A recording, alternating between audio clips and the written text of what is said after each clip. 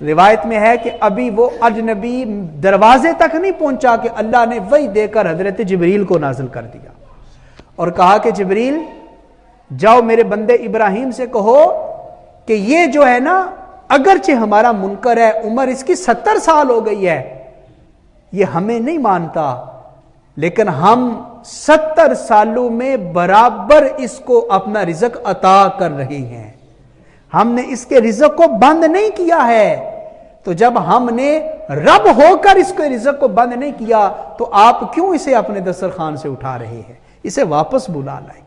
تو حضرت ابراہیم نے اسے واپس بلایا اور کہا کہ میاں کھاؤ، تمہاری وجہ سے تو اللہ نے میرے اوپر وحی نازل کر دی۔ تو وہ کہنے لگا کیا اللہ نے میرا نام لیا؟ کیا اللہ نے مجھے یاد کیا؟ تو کجا من کجا، کہاں میں کہاں اللہ کی ذات؟ حضرت ابراہیم نے کہا ہاں اللہ نے تیرا نام لیا ہے، اللہ نے تیرا ذکر کیا ہے۔ تو اللہ نے اس شخص کے سینے میں ہدایت کا نور ڈال دیا۔